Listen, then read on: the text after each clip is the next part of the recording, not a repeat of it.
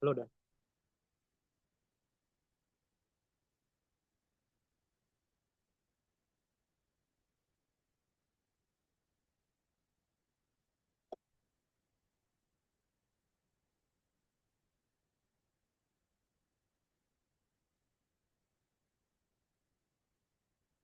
Iko sawa. Kwa maoni yangu.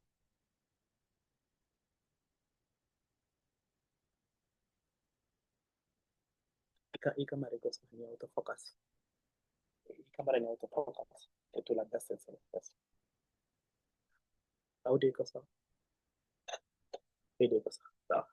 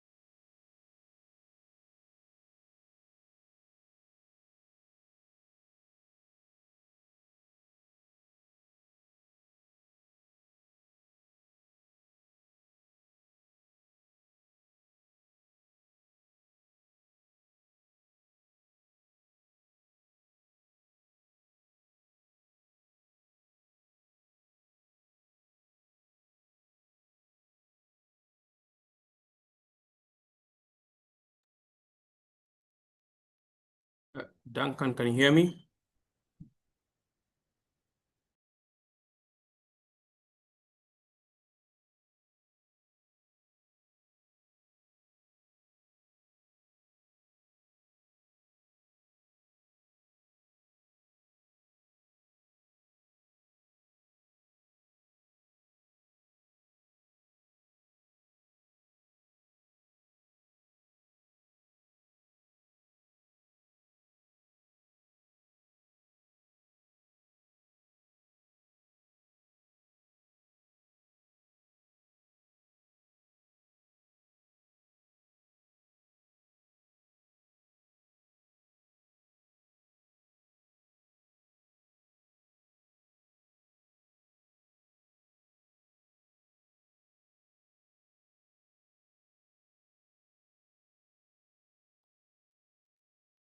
Duncan, confirm.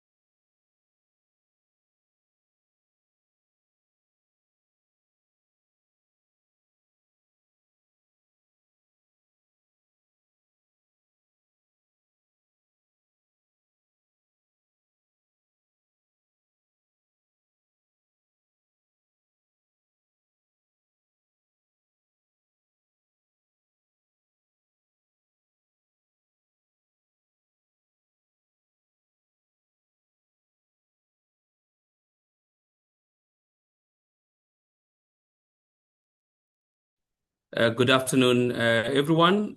Chairpersons present, the CEOs, the corporation secretaries and heads of legal, the heads of internal audit, as well as the chairpersons of the standing committees on the revitalization and re-energization of RAAs, or the regulatory authorities and agencies in state departments. Welcome to this session, the first of its kind this year, and also wishing those that we have not interacted with beginning of the year, Happy New Year. And we will commence this meeting now, and allow us to comment this with a word of prayer. Let us pray. Our God and our Father, we once again before you this afternoon.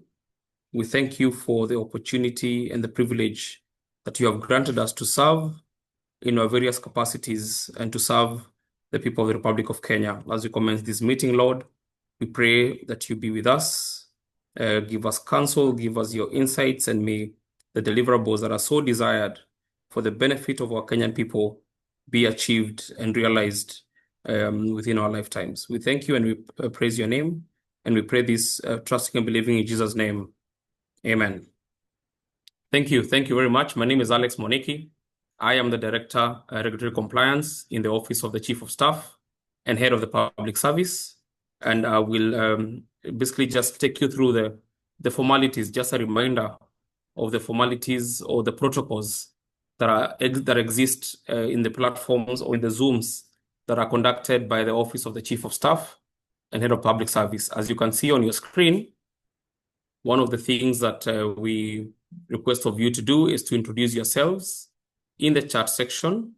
Those who are yet to register on the Google form, to please do so. This is a requirement, registration in the Google form first, as well as your introduction in the chat section. And as you introduce yourself, remember to indicate your name, your designation, as well as the institution in which you're joining this virtual session from. Now, that should, and we request that you do so in the chat session. Now, on the Q&A, the Q&A will strictly be used for purposes of questions that require answers. So remember, the introductions will and should be done in the chat section, and the Q&A will be used purely or purposely for the questions that would require responses from the Office of the Chief of Staff and Head of the Public Service. With that, I will wish to welcome our Principal Administrative Secretary, Mr. Arthur Osia, to give us the message, or to give us his remarks and the message from the Chief of Staff and Head of Public Service. Karibu sana, sir. The floor is yours. Thank you very much, Alex. Am I audible? Yes, sir, we can hear you loud and clear. Okay, thank you very much. Distinguished chairs, chairpersons, chief executive officers, and colleagues from across our regulatory authorities and agencies, good afternoon. On behalf of the Chief of Staff and Head of Public Service, I formally welcome you to the engagement this afternoon that brings together the leadership of regulatory authorities and agencies and the standing committees on the revitalization and re-energization of regulatory authorities and agencies. We are all aware of the ongoing campaign to revitalize and re-energize regulatory authorities and agencies, spearheaded by the Office of the Chief of Staff and the Head of Public Service. This exercise is firmly aligned with the mandate of the Chief of Staff and Head of Public Service to promote efficiency, good governance, and the overall effectiveness in the public service.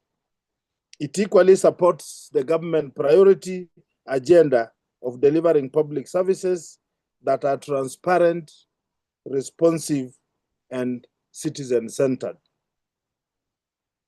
Over the past 2 years, we have laid a strong foundation for evidence-based performance tracking across the regulatory sector. The year 2026 marks the third year of the campaign.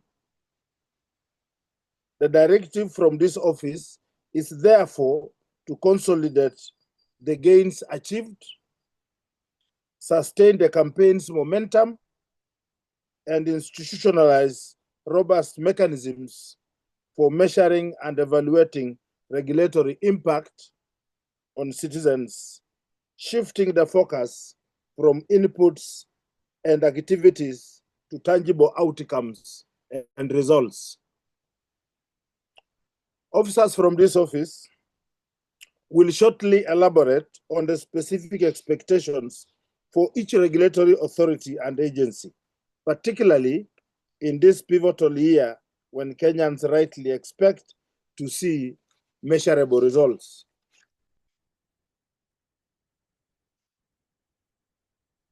My appeal to us is to go the extra mile. We are well conversant with the tenets of the campaign. The task before us is to challenge ourselves to deliver beyond compliance and demonstrate real, visible impact. As often said, what gets measured gets done must remain at the core of our work as regulators. If we are deliberate in defining clear indicators, tracking performance consistently, and interrogating our results honestly, we will inevitably drive meaningful action and improvement. Measurement is not merely a reporting requirement. It is a discipline that sharpens focus, strengthens accountability, and compels delivery. The revised edition of the reporting tool, issued on October 2025 and further refined for the March 2026 biannual returns, reflects the growing maturity of this reform journey. The biannual reports submitted to date reveal both notable progress achieved under the campaign and specific challenges that continue to constrain the optimal performance of certain regulatory authorities and agencies. The reporting tool has been a game changer, shifting our focus beyond data collection to delivery, impact, and measurable value to the Kenyan public. It requires us to clearly demonstrate how regulatory actions translate into improved service delivery, enhanced business confidence, and strengthened accountability across the economy. Indeed, even before members of the public see, feel, or ultimately judge us by the impact of our regulatory actions, we should already have robust internal mechanisms that enable us to assess our effectiveness, identify gaps, and demonstrate tangible outcomes.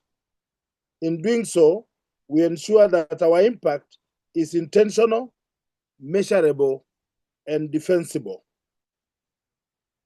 Further, as the leadership of regulatory authorities and agencies, you are required to continuously undertake sensitization and engagement with your junior officers, key stakeholders, implementing agencies, and the public where appropriate. This will ensure that policy and reform messages effectively cascade to lower operational levels and are translated into consistent, timely, and effective implementation.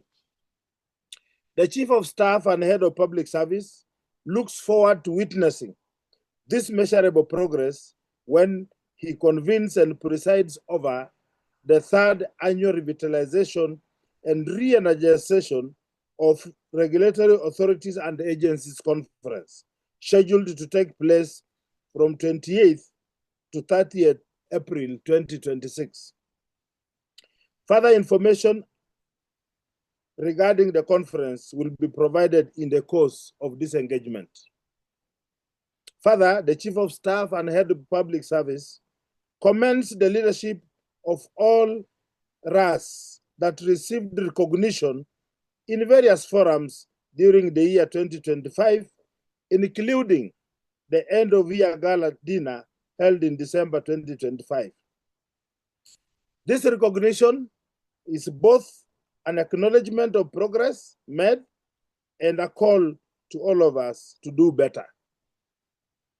As we look forward to even greater achievements in 2026, we are on this journey together and no institution will be left behind.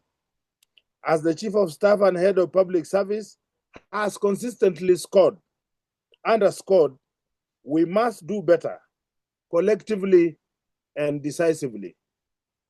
The expectations and demands of Kenyans leave no room for mediocrity.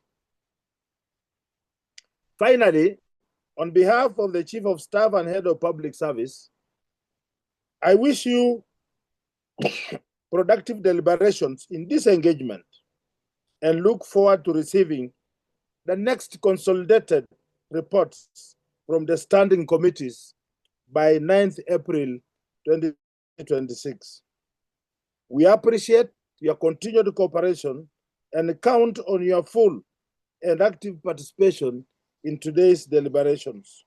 With those remarks, I would now like to invite Dr. Linda Musumba to take us through the next context setting. Thank you, and once again, you are most welcome. Welcome, Dr. Thank you very much, our Principal Administrative Secretary, Mr. Arthur Osia, for that message that you have been able to give to us. And I greet all our regulatory authorities and agencies who are gathered in this Zoom. I think it's not too late to still say Happy New Year, so Happy New Year to you. And we are very delighted to be able to meet on this space together and be able to just remind ourselves some of the things that are important and that we need to be able to pursue during the course of this 2026. Just to say that some of us are enjoying the hospitality of the Kenya School of Government, of course, a government facility here in Mombasa, as we pursue some of the things we've been requested or required to do by the Chief of Staff and Head of the Public Service.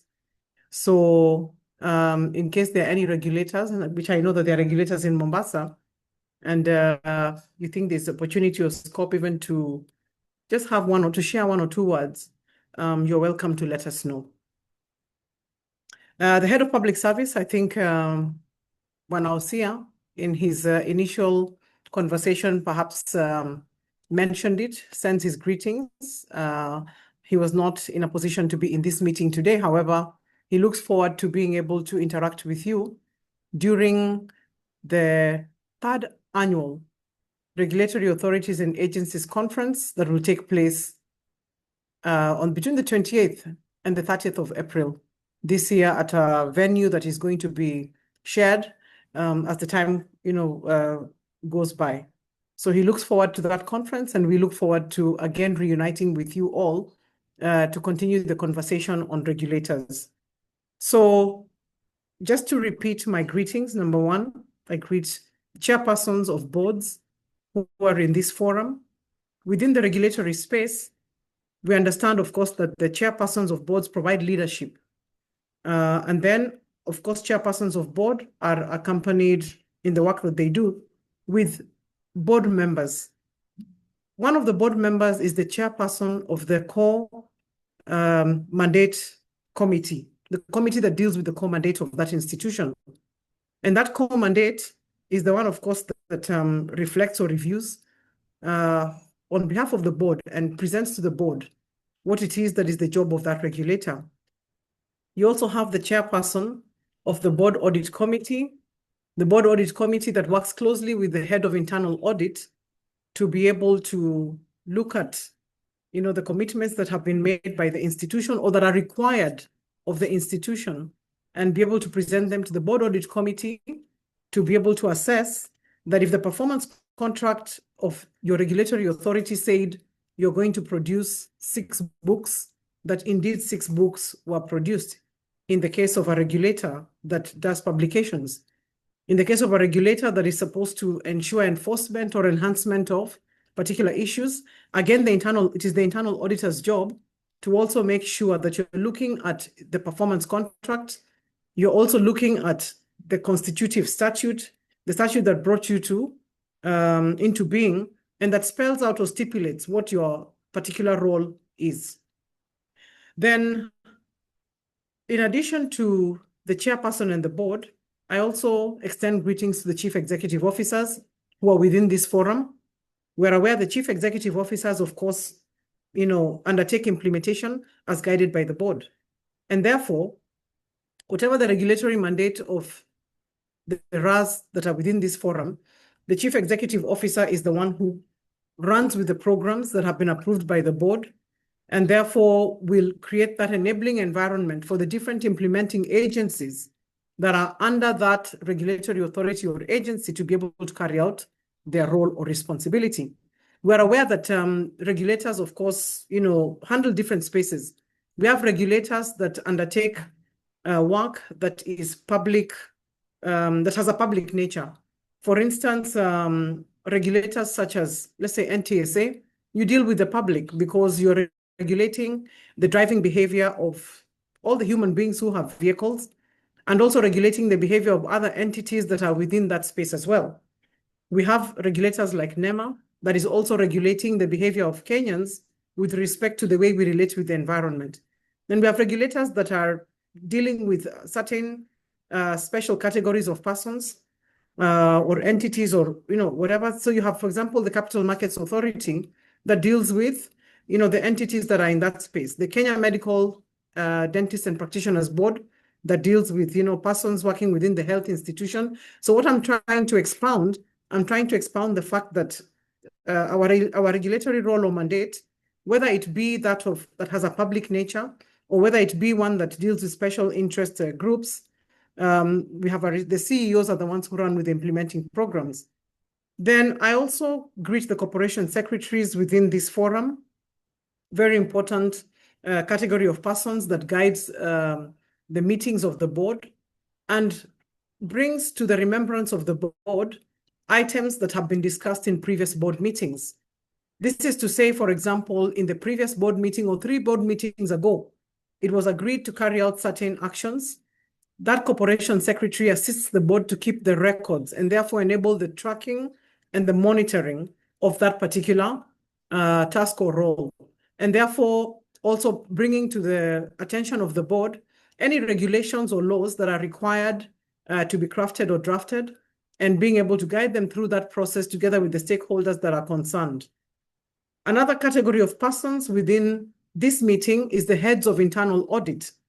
The heads of internal audit are already indicated previously, a category of persons that is important in being able to ensure that the tracking and monitoring of the respective regulatory mandate of the regulators is actually undertaken, bringing to the attention of the board those things that have been done or not done through the work that they do with the board audit committee.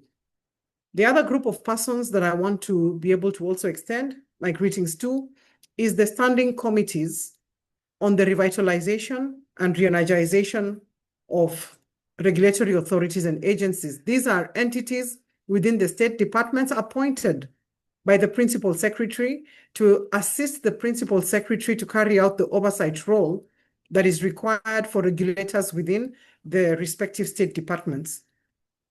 These standing committees carry out a very important role in being able to follow up, in being able to mentor, in being able to give the different regulators within the state departments the support that they require to be able to achieve what they need.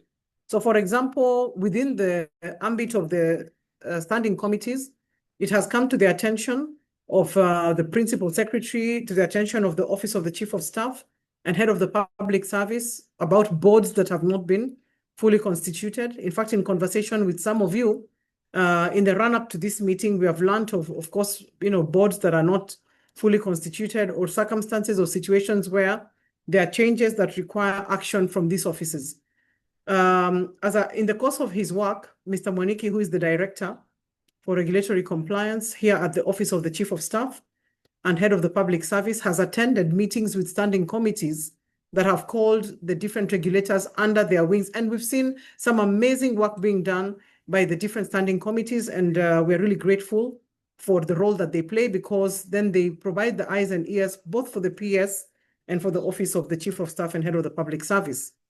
And the reason why I have gone through each and every one of the actors or players who are in this meeting is just to be able to highlight the important role that each member plays, and that the chairperson of the board will not be able to do this work alone. Neither will board members, neither will the CEO, neither will the standing committees, the internal auditor, or the corporation secretary. It is a necessary loop, and that's why these meetings, when they're called, bring together all of you in one room so that the message is the same and that it is uniform, so that everybody understands what they're supposed to do. So we are now 3 years down in this campaign for the revitalization and re-energization of regulatory authorities and agencies. We're happy to be together, in this journey. When we started, of course, things were new to all of us, but I think one of the things that we were committed to, and that you as regulators committed to, is to be able to do that which is necessary to raise, the capacity and levels of service that we render to Kenyans, because that is the promise this administration made to Kenyans. And so here we are now 3 years down the road, and clearly it's very important that one should be able to look at one question that was in the self-assessment tool. If you remember, this is where that journey began. You filled out the fact-finding self-assessment tool, and one question in that tool was, what is it that people will see on the ground if you're working optimally?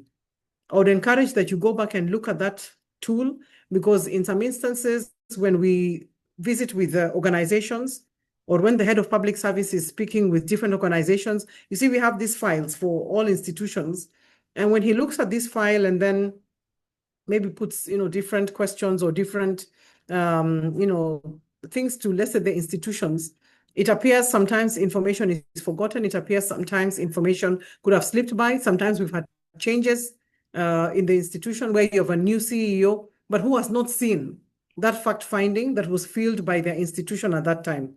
So just going back to that, I think is important to be able to remember and remind ourselves what we filled at that time are the things that will be seen on the ground when your regulatory authority and agency is working optimally. That's what this is all about, making sure that we are working optimally. Again, I say congratulations to the regulatory authorities and agencies that received recognition during the dinner that took place in Kisumu at the end of the year, where, of course, there was the reflection on 2025 with a look at 2026.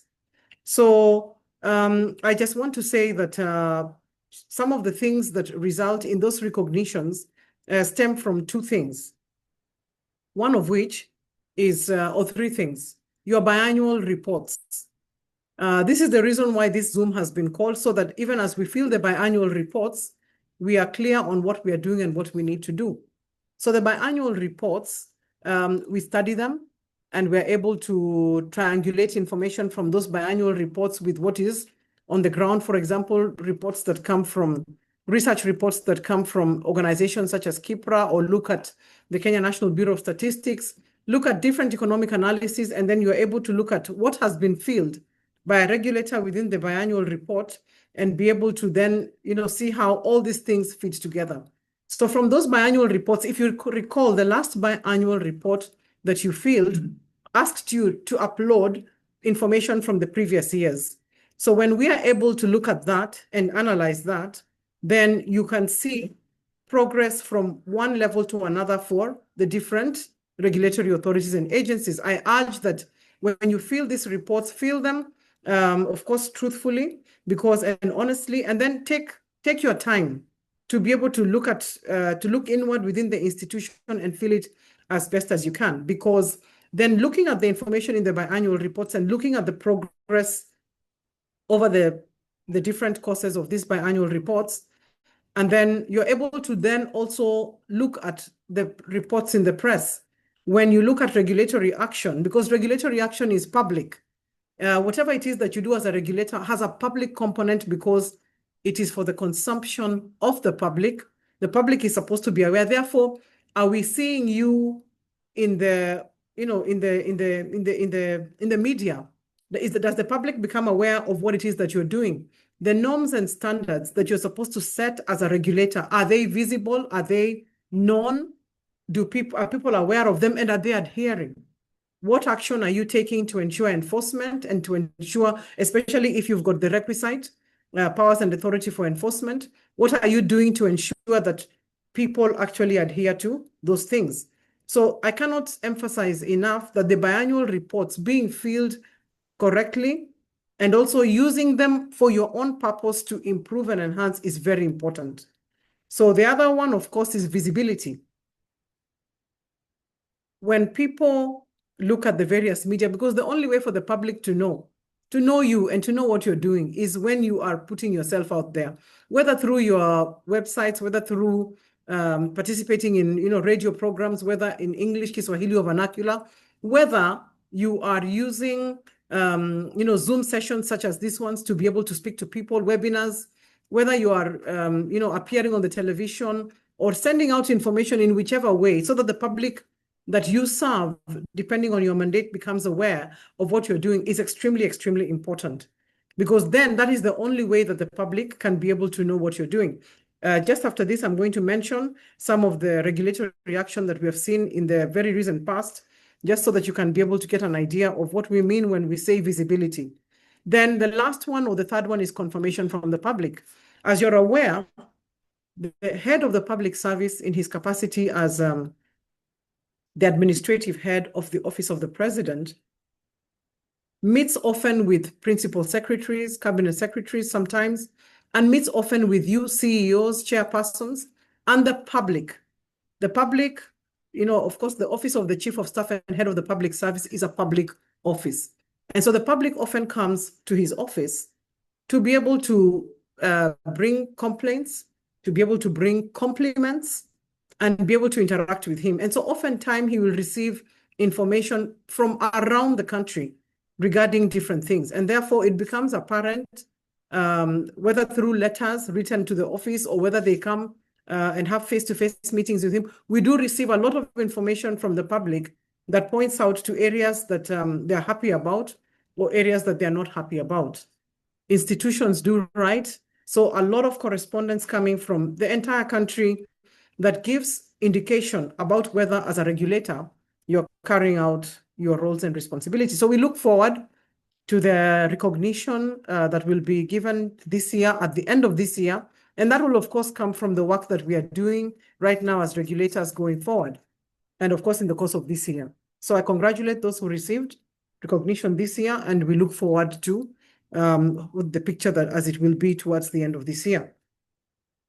As I come to a close to welcome my colleague, Alex Mwaniki, I do want to emphasize on something that was discussed quite early on, which is regulators. What does it mean to be a regulator?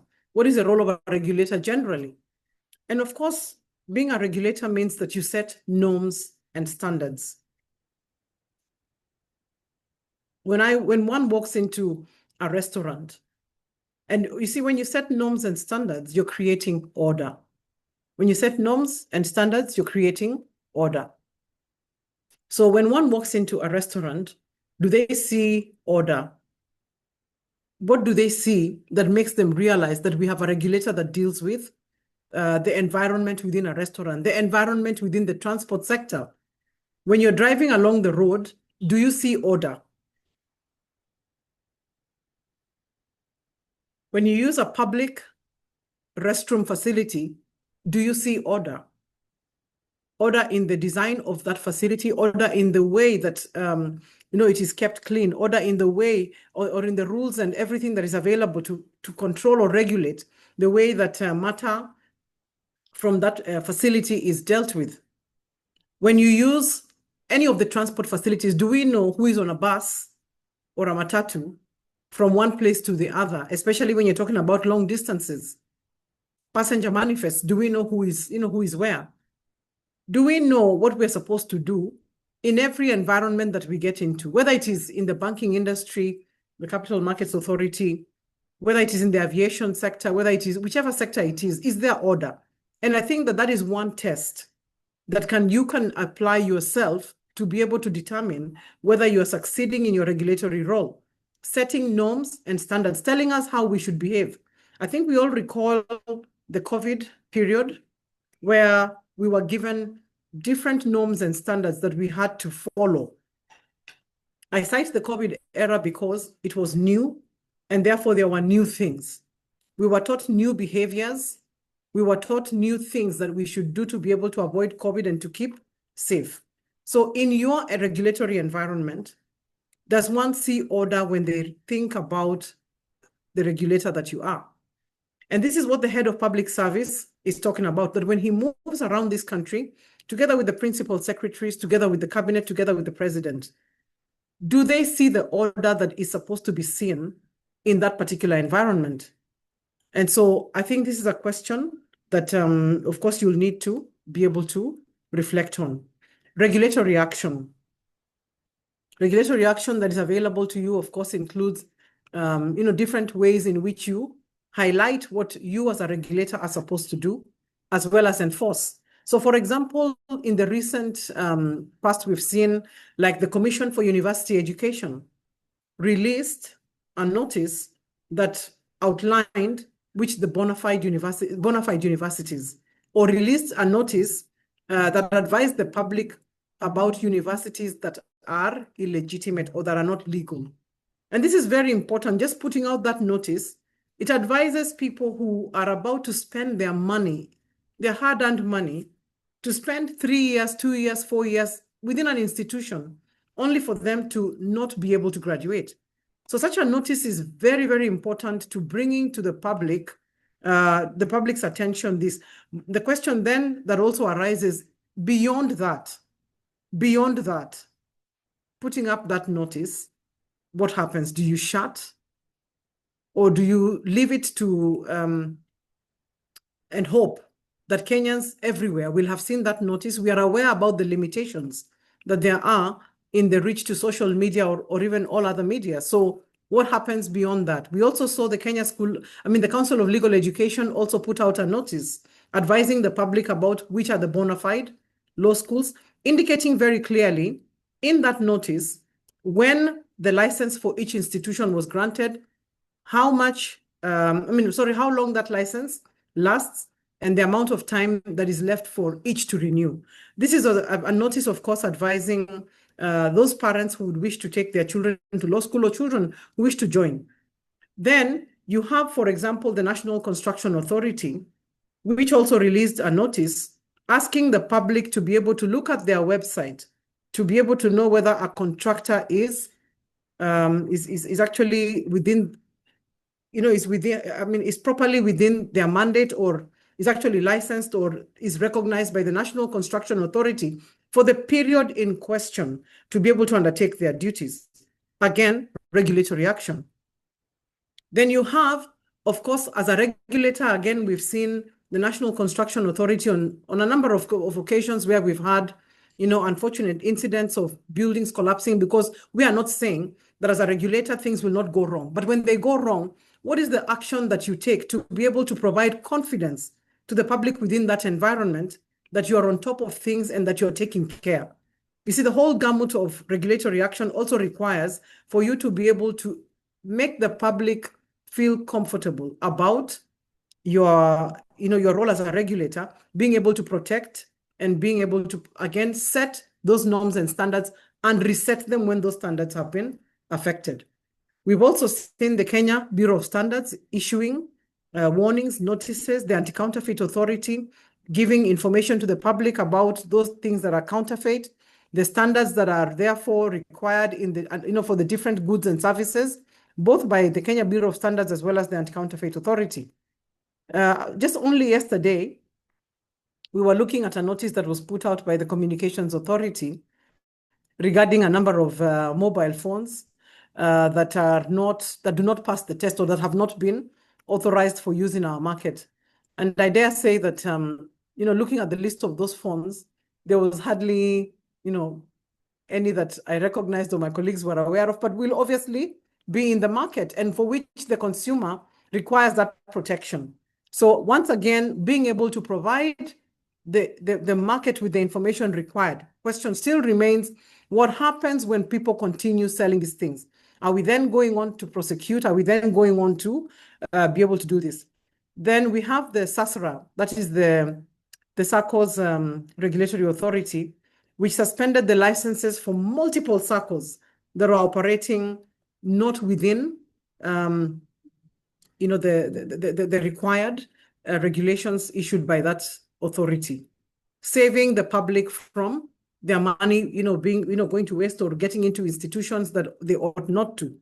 NACADA, we've seen a lot of enforcement action around the country as you go around carrying out your regulatory role in respect, of course, to illicit and illegal, alcohol.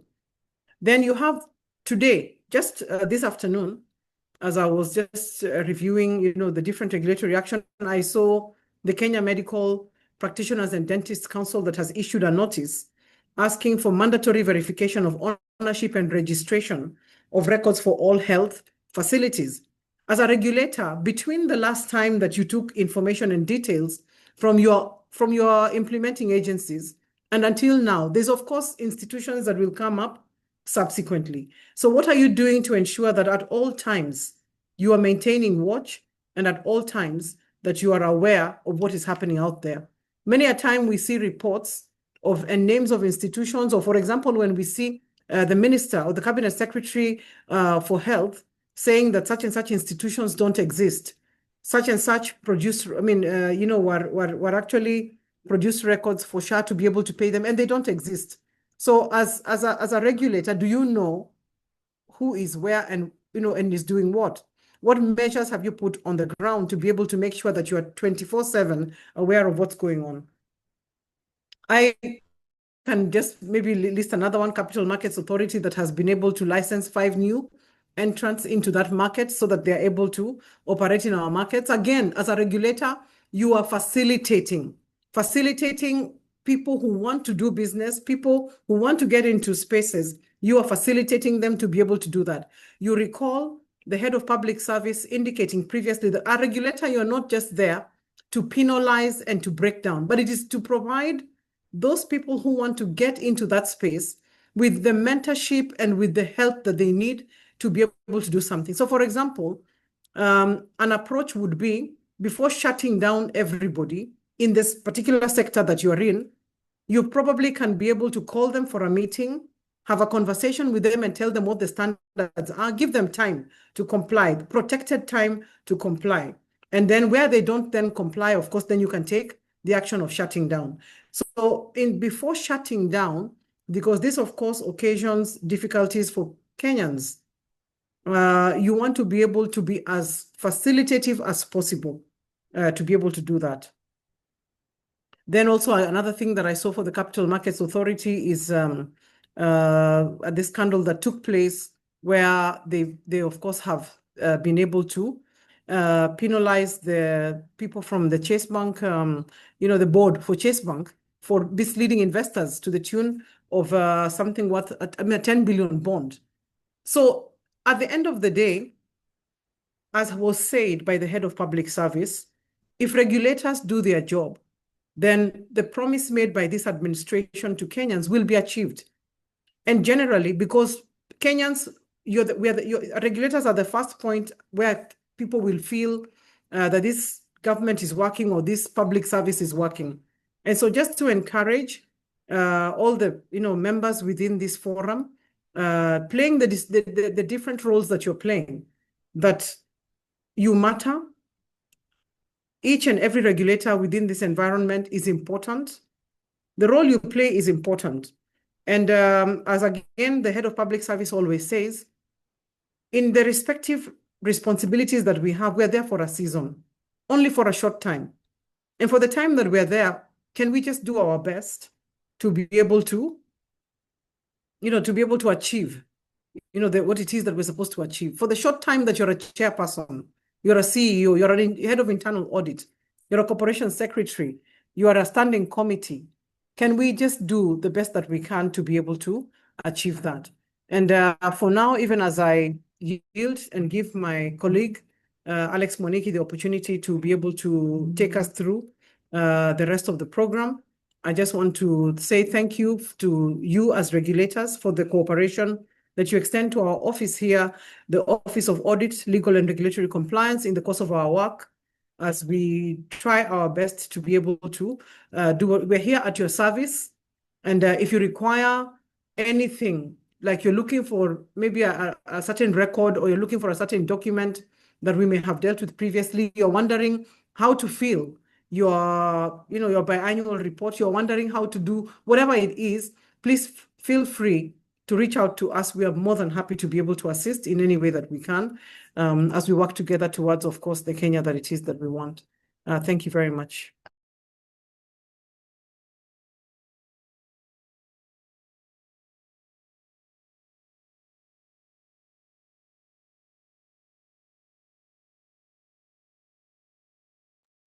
Thank you very much, Daktari, for that context setting. I must say that it has gone beyond context setting and covered quite a bit of the next session. And the next session will only have two elements of this sensitization. And the first is just an overview, or rather just an overview of this campaign. And the reason the overview is important is because we do note that there are new members who've joined as chairpersons, people who have joined as CEOs who may not have been part of this journey, and we'll do a very quick recap of why this is important, and then speak to the second aspect of the second biannual reports, which I'm certain you're all aware are due on 31st of March. And perhaps maybe just before we dive into the presentation, a quick reminder of those who joined us after we had done the ground rules at the beginning. Please remember to register yourself in the chat section. And in the chat section, as you do so, please indicate your name, your designation, as well as your institution. We have seen there those who are sitting in groups and actually introducing themselves in groups. We have seen the Scrap Metal Council, I think, has 2 members in one device. We've seen the message from the Competition Authority indicating the 4 people who are required to be in this meeting are actually present, as well as the Kenya Film Classification, where you have the acting CEO, the corporation secretary, the heads of internal audit, again, using one device. So we welcome that, because that record forms part of the record to the head of public service on who attended, who did not, and the reasons were, on the reasons why.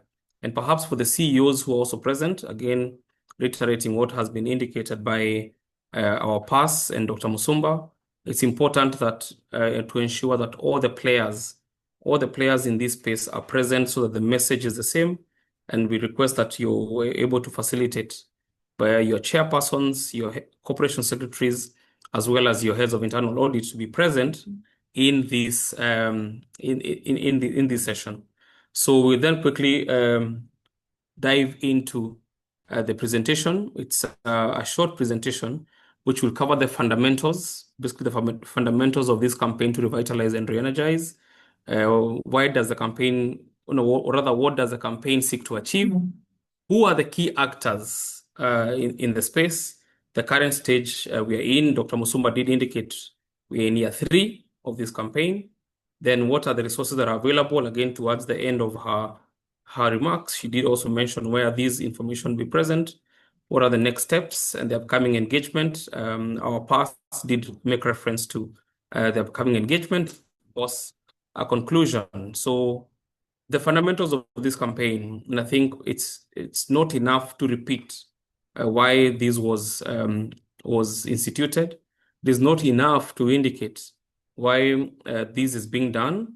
And perhaps it's important to just indicate to what, especially for our new people, is what this is an initiative reform that was started by the head of public service in 2023.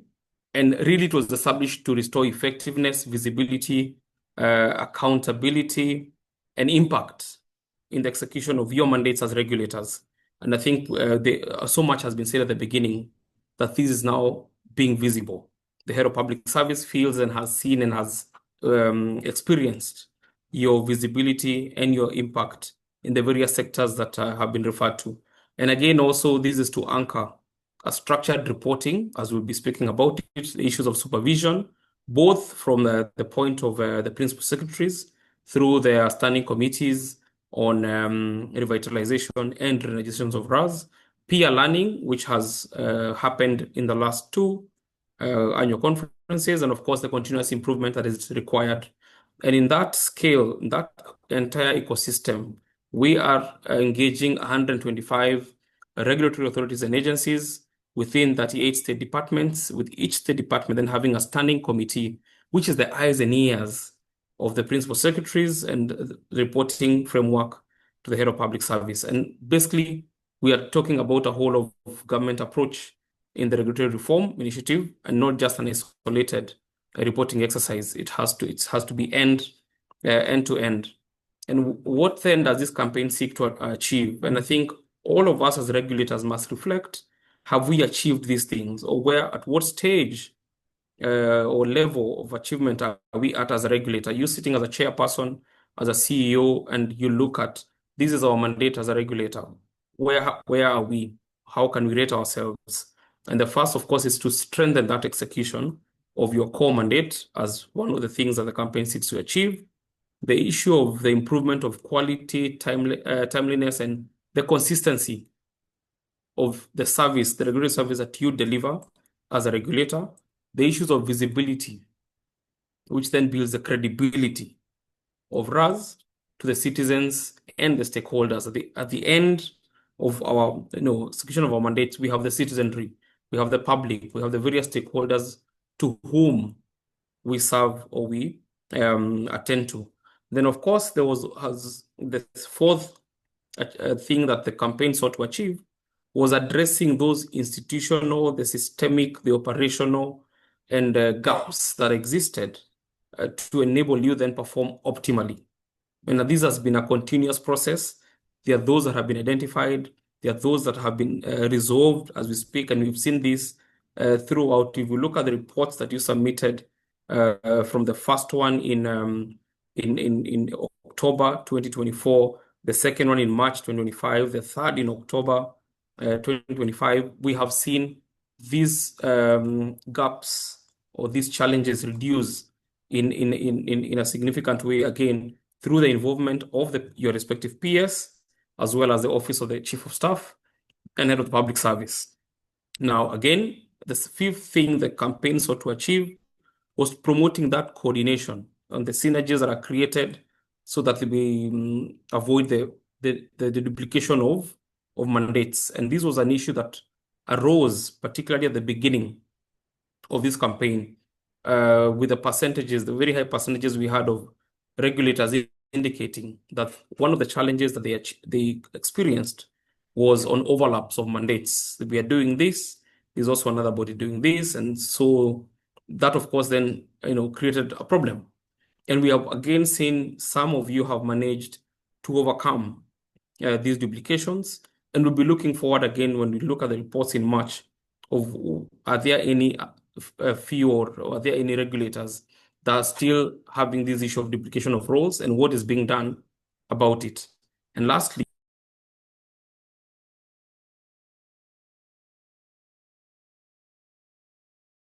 the evidence-based then would inform what administrative, what policy, what legislative interventions should be done or are required to be done, and what role does the head of public service then have in order to help you in achieving all these issues. Now, the actors, these ones have remained the same. We have, in this entire campaign, we have the Office of the Chief of Staff, Head of Public Service, and below that, we have the 38 principal secretaries who head the state departments in which all of you are housed. And in those 38 state departments, we have 38 standing committees that have been appointed by the principal secretary to help and ensure that the work of the coming from the chief of staff and head, and as well as the PSs in respect to this campaign is achieved and done very well. The standing committees really are the ears and the ears, the eyes, and they offer mentorship and guide and correct and assist where they need to. And this is done before then whatever is the issue is escalated to the chief of staff and public service. And we have that 125 of you present on this call as CEOs who are then answerable to your respective PSs. And of course, ensuring that you adhere to all the call for optimal performance. You are the head of the secretariat, and I think Dr. Musumba spoke to this at length. And at the bottom, at the very bottom, we have the citizens or the stakeholders or the publics or name it that we serve. And these will be the people who will be telling all of us in this chain of how are we performing as regulators. They are the feedback mechanism that we are struggling in this sector, yet we have a regulator, or we are excelling in this sector, the regulator has been excellent. And so on, it's important to just highlight this hierarchy of the key actors or key players in this space because there is a role to everyone. But then again, at the end of the day, the judge is at the bottom. It's the citizens or the stakeholders, the publics who will tell us, are we performing or are we not? Do we need to change this? Do we need to change that? Are we facilitating or just, is it a kiboko kind of just, exercise? So moving on, the current stage, Dr. Musumba did indicate on the third year of the implementation. And this is the year where there's a shift, as they call it, the paradigm shift from the establishment and diagnostics that has been done. And we are now in the year where there's measurement, evaluation, and impact. And this really, the third year where there's measurement, evaluation, and impact will generally be the theme around the third conference as we have been guided by the Chief of Staff and Head of Public Service. So it is a year that we will see a lot of measurement, evaluation, and impact. And it's a year of reflection, you as leaders in these regulatory bodies and agencies, to sit back and see when we measure our progress, when we measure our, what impact do we have? If we are performing optimally, what is being seen on the ground? What should not be seen on the ground? And is that which should not be seen being seen? So we will have further conversations around these elements of measurement, evaluation, and impact. And it will form part of the current year's activities around the RAAs. And of course, there's then the issue of the revised reporting tool, which we'll speak to again shortly. So what is required at this particular point of the campaign from the regulatory authorities and agencies? And this is the whole composition with the chairperson at the top, with the CEO and his senior members of staff, ensuring that there's submission of an accurate and complete biannual reports by 31st of March. That is important. And I think Dr. Musumba was very clear and categorical about why that accuracy is important. Now, so there's that first element. And again, also as regulators, we have a responsibility, we have a duty to demonstrate progress, corrective actions, and outcomes. Again, these will also be part of the discussions that we will have amongst ourselves during the third annual conference. On the standing committees, the expectation from the Chief of Staff, Head of Public Service, will be your continuous engagement with the RAAs, using the reporting tool and as the supervision instrument or any other instruments that you have so designed in your respective state departments to ensure that the best outcome is achieved. Now, you also do have a role, which is the submission of the analytical reports to Chief of Staff, Head of Public Service through your PSAs by the 9th of April. And you'll also note as standing committees, you will not achieve the 9th of April if your regulators don't achieve the 31st of March, because you're then intended to look at what has been submitted to you by the regulators and then submit an analytical report to the Head of Public Service. And of course, as has always been said, and as contained in the Executive Order of number 1 of 2025, one of the roles of the head of public service is to deal with any systemic or cross-cutting challenges that are escalated to his office.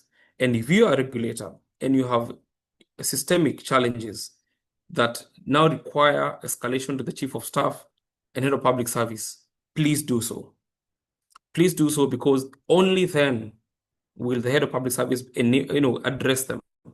And only then can these then get off your reports as a continuous or constant challenge that limits you or that prohibits you from performing optimally. So basically, at this current stage we are at of the campaign, the overall expectation is to, basically evidence of improved regulatory performance and citizen impact. And I think there are so many examples that Dr. Musumba has given. We have many, because you have sent most of this to us. We have a team that skims through the media to just pick those regulatory actions that you keep posting and updating. Now, on the campaign resources, I think it's important, again, for people joining us for the first time in their various capacities, please note that we have all the reference materials of this campaign on the website of the Chief of Staff and Head of Public Service.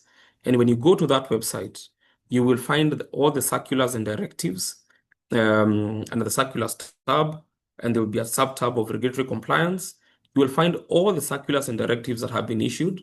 You will find the reporting tools and the templates that we continuously update as guided by the Head of Public Service, the conference materials and presentations for previous conferences, as well as all the guidance notes and updates on the campaign that we have so submitted from time to time will be present, they'll be available on the website. And one of the commitments we are also making, ladies and gentlemen, is that after this session, the material specific to today's engagement will also be uploaded, and that will be uploaded immediately. And you as participants, because sometimes you want to find what has been uploaded on the website, our request to you on a regular basis, just check. As a CEO of a regulator, as a chairman, just check what is on the website about the RAAs, because you are the lead, you are the heads of these institutions. And perhaps you would want to always be appraised of the current status or updates that have been so posted on that campaign. And I think at this point also, it's important to indicate, and I think one of the challenges we've had in the past is when these calls for such meetings are done, SCAC is one of the offices in our office that is used to disseminate the circulars or the notices as soon as they are signed. So before the hard copy gets to your desk as a CEO, before a chairperson gets this document from the CEO, please always check the WhatsApp groups that are posted, particularly from the officials of SCAC. Mr. Indimuli would always post them on the CEO's forum, on the chairperson's forum. Please take time to read, because he always posts them as soon as they are signed, and to enable you then action or in good time, so that by the time the office is calling to follow up, you have already then complied with what is needed. And in the spirit of just what is coming next or looking ahead, so any other virtual engagements that the Head of Public Service will guide be had with yourselves, that will be communicated again in the same way. Advanced copies will be sent in good time, so that you're able then to diarize and commit some time then for that session. Then we've talked about the improved reporting qualities, and again, we'll speak to that in detail. The standing committees, again, you have a role to document your engagements and the analytical oversights. And one of the things looking ahead, again, we have to all be ready during the 3rd annual RAAs conference. This has been indicated, will be held 28th to 30th of April, 2026. The venue will be outside Nairobi for your planning purposes, but the exact location will be communicated to you in the next week or so that every member who is invited for the conference, including everyone who is on this call, that official communication is going to follow. But it's important to let you know so that you're able to diarize those 3 dates. It could be a 3-day conference, as has been the case. And there are many things that the head of public service intends to then make his pronouncements on, and which may see, I mean, this is we've held the first 3, and there are many things that he wants to say about the 4th, the 5th, the 6th, and going forward. So we look forward again to very interactive and robust engagements during that 3rd annual conference, and be on the lookout for the communication so that you're able to prepare and attend accordingly. But in the meantime, please diarize the 28th and the 30th of April, 2026. So in conclusion, I think one of the things that is clear as day from the Chief of Staff in Public Service, that the campaign is firmly in its delivery and accountability stage, and that all actors must remain engaged and aligned. No, the leadership of RAAs, who are all present on this call, and this is a clarion call. The Principal Administrative Secretary referred to this in his opening remarks in the message from the Chief of Staff, that yourselves as well must continuously sensitize and engage your internal teams. We note with appreciation the persons present on this call are the heads, really, in various categories, and Dr. Musuma did indicate.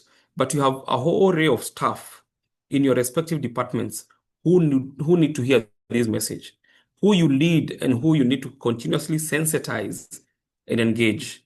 So the head of public service is saying, engage your internal teams from your mid-level management all the way down. Engage your stakeholders, engage the publics that you superintend. And this is to ensure the reform message does not remain with you as the leaders of these RAAs, but goes all the way down. And that way you're able to effectively translate this into consistent, timely, for consistent and timely implementation, so that the message is not just with the top, it has to be cascaded down all the way to the bottom. And as I indicated, the head of public service looks forward to to receiving the biannual reports in March, and of course the robust outcome-focused deliberations during the 3rd annual conference. That brings me to the end of this part of the presentation. I will then quickly just take you through I'll take you through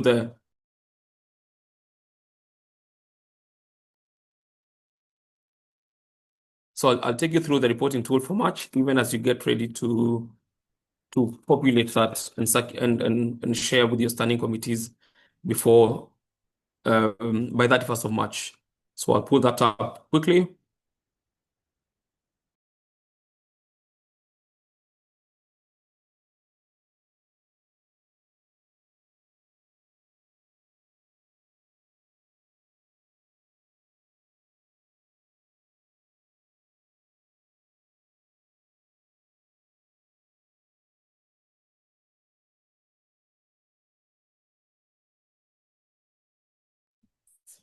All right. I hope you can see the screen. All right. So this is the tool. It's the 3rd edition of the reporting tool. You'll recall in October of last year, we did a virtual with yourselves and just took you through the reporting tool. And I must say, some of the reports we've received have been quite impressive. We've been able to do a good analysis as expected. We still do have a few hiccups, and as Dr. Musumba indicated, if you have any challenges, if you need any clarification or any guidance subsequent to these meetings in filling and populating this tool, please reach out to us. And that is why some of us have a salary at the end of the month, is because we exist to serve. So feel free to reach out to us. We have sat with various regulators. We have sat with standing committees, and we are happy to also do so in the event that you need any assistance in populating this document. So I'll quickly just run through the 4-page document. The background has remained the same, save for the fact that you should read this tool together with the 1st and 2nd edition. The 1st edition is the one that existed before October 2025. The 2nd edition was presented to yourselves in October 2025, and this is the third edition, again, which is also available, which will also be available after this virtual on the website of the Chief of Staff and Head of the Public Service. Now, the following documents which have been submitted to this office of the Chief of Staff, Head of Public Service by yourselves will also remain documents that you should read this tool together with. And those are the initial fact-finding self-assessment tool that was submitted in 2023, the biannual reports that you've already submitted in October 2024, March 2025, and November 2025. And again, the reiteration that the issuance of this edition is basically because of the progress of the campaign. As the campaign progresses, so does the tool progress. It becomes shorter until at a time when it is clear to all of us that we have revitalized and re-energized.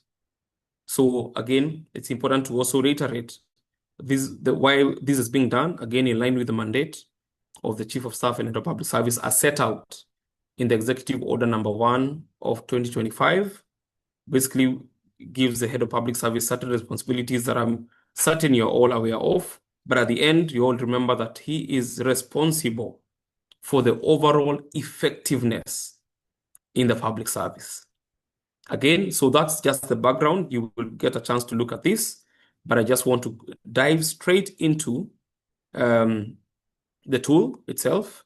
The first bit on the details of the RAA remains the same, save for the last item number 6, where the Head of Public Service is requesting or requiring that we indicate if there have been any changes in the board since the last submission in November 2025.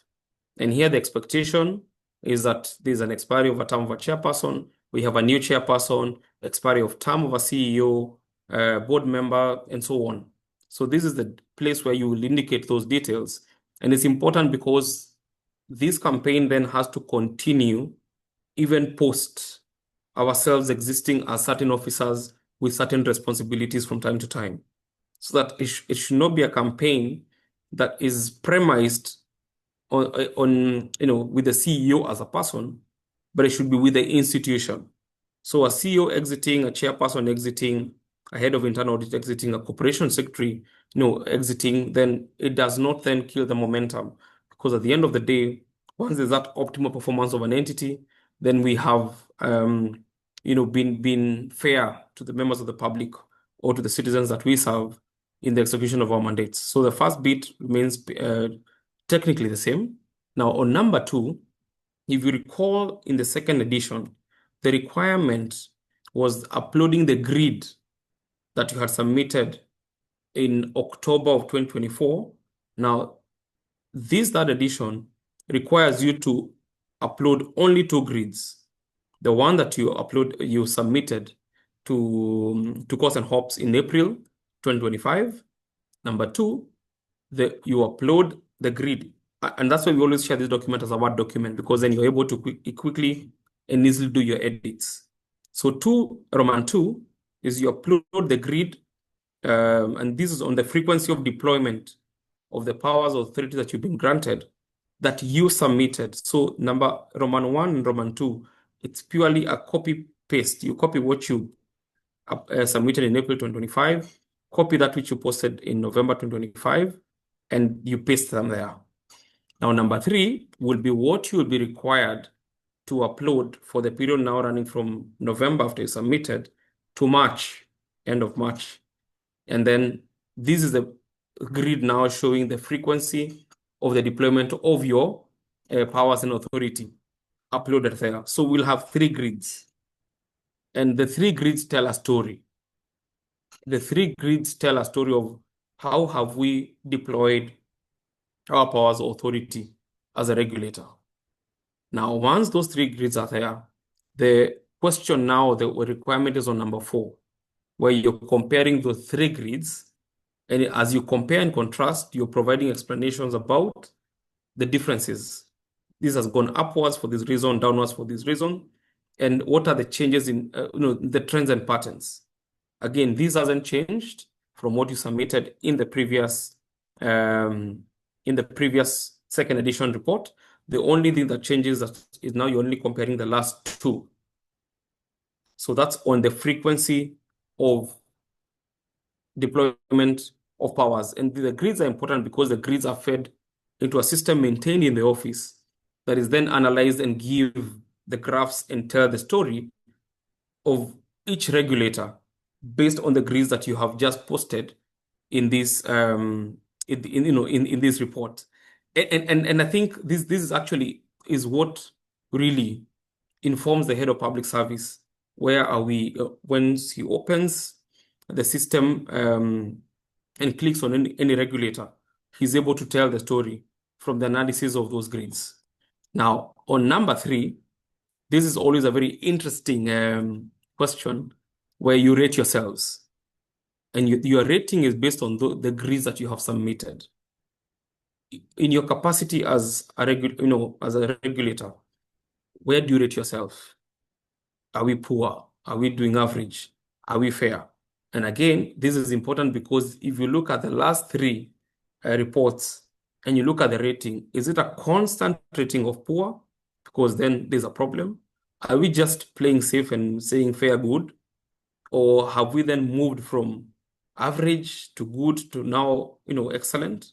And again, as we indicated in the 3rd year, it's an issue of, talking about measurement, evaluation, and impact.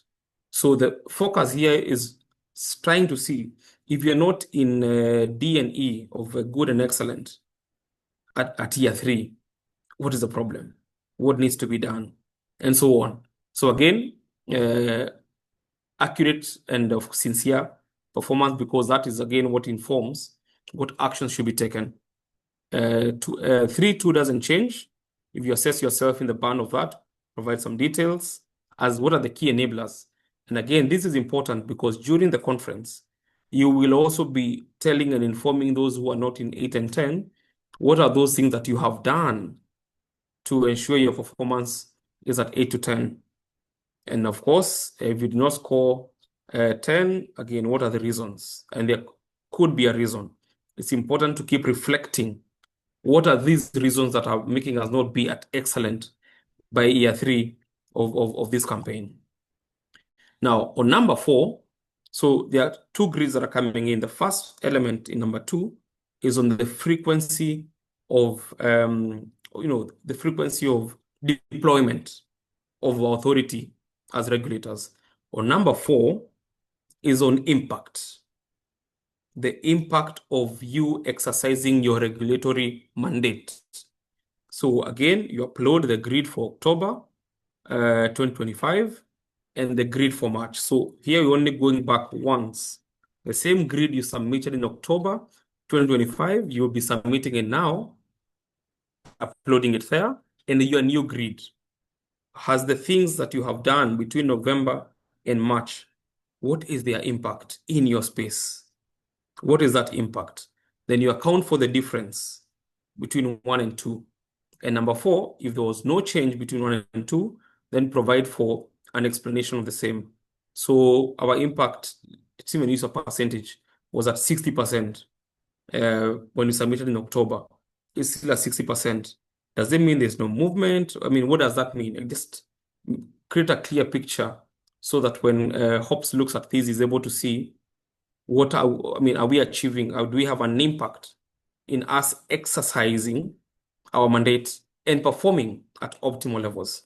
Now, the 5th, again, this has been, nothing has changed. The head of public service wants to know between November, when we submitted the reports, and March 2026, have you, as an entity, received any external recognition or acknowledgement regarding the execution and performance of your role, either from the public or other stakeholders, the citations for the same awards, whether locally or internationally, regarding the execution and performance of your mandate? And I know there are those regulators who will be very quick to answer this session because they were recognized during the last end of year dinner. But I think the head of public service wants to know, have you, whether internally or externally, received any recognition? And this is important also, the issue, and I think even as we talk about measurement, accountability, and impact, there's what has to be done as part of the work, but also are there any recognitions that we require then for you to cite? Now, the dates, and I think this is important, is the dates remain 31st of March for when the regulators should submit to your respective standing committee with a copy to the Office of the Head of Public Service. And I must emphasize, it is important before that, by that 31st of March, please copy at the Office of the Chief of Staff. There's an email that has always been provided. The email is on this tool. So once you send to your standing committee on that 1st of March, please do a copy to the office. Then the standing committees and chairs present, please take note. The analytical reports to the Office of Chief of Staff through the PSAs is Thursday, the 9th of April. It is after receipt of these two sets of reports, and particularly also on the analytical one, that will form, once the team does the analysis of these reports, it will form a big chunk of the third conference, which will then happen 2 weeks after the 9th of April, and that being 28th and 30th of April 2026. So the email is provided.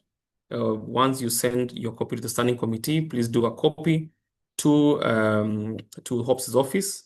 And for the reports from the standing committees, please always do an advance copy.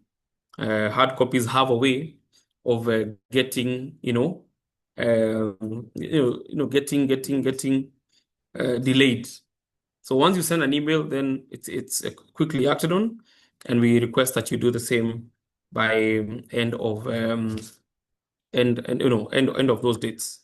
So the heads of internal audit, and I think we'll Dr. Musumba did indicate in a very clear way that you have a role to ensure that all these things are done. That brings us to the end of today's session.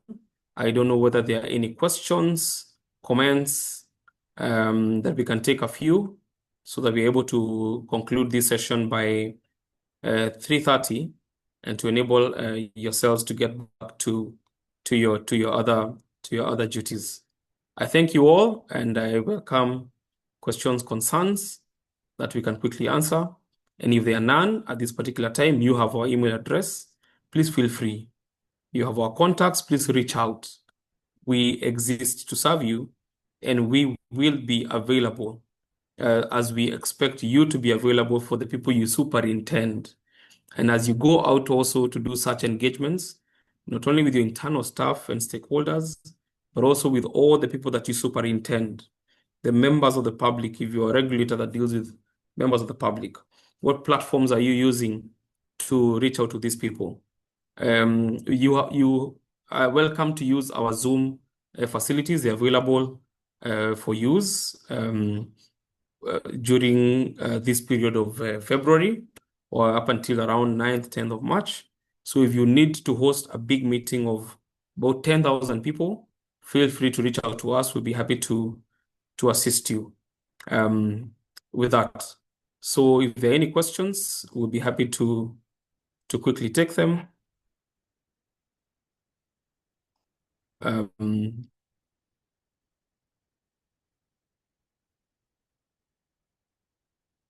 Or there's someone indicating, clarify that the meeting is for regulators only, that the second A in RA is not clear. And I must say that the second A, so the RA, and this is actually a word coined by some of you during our first conference. This is regulatory authorities and agencies.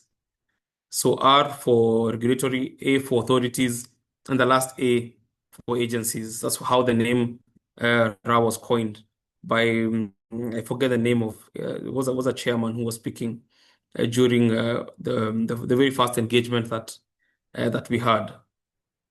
Can your office provide guidance on the rating so that it's objective? I think the rating here is done by yourselves. It is a self rating. It is you self-assessing yourself based on the grades that you have provided, and on one end, and here the scale you're using is, are we performing optimally? Yeah. So it's from, the rating actually is drawn from the frequency in which you deploy your regulatory power authority. So you would be self-rating yourself, not us rating you. It's the other way. So that's how the rating is done. It is done by yourselves as an entity, and it is from your rating that we then make an analysis and provide a report. I do not see any other questions in the Q&A, but I must at this point thank all of you for paying attention. Thank you for listening to us. Thank you very much for introducing yourselves in the chat section. The team will collate all the names and prepare a registration list. We will also upload the documents that we have just gone through today. We will upload them on HOPS's website. Again, you'll have the PowerPoint presentation. You will also have this revised form in a Word version, so that way you'll be able to have access to it and also use it. If there will be any further questions, reach out to us on email, call us on the mobile phone provided, and we'll be happy and ready to attend to you. And because I have the internal auditors present on this call, this is to remind you of the audit meeting rather, that the head of public service has called, that will be held tomorrow again at 9 o'clock in the morning. Please make sure you register for that one as well. The link is up on HOPS's website, and there will be now more conversations again around the audit space, one of the campaigns that the Chief of Staff and Head of Public Service is running. That is tomorrow in the morning at 9 o'clock. Now in the afternoon, and CEOs, please help me. There's a meeting. If you look at the circular of the schedule of meetings, there's a meeting of the heads of HR. Again, CEOs, please ensure that all your HR personnel are registered and dial in. There will be a team then taking the members of HR through certain directives from the head of public service, and this will be done together with the Public Service Commission. So audit people, 9 o'clock, HR personnel or HR function at 2 p.m. So thank you very much. We'll see you then, and I wish you all a great evening. Asanteni sana.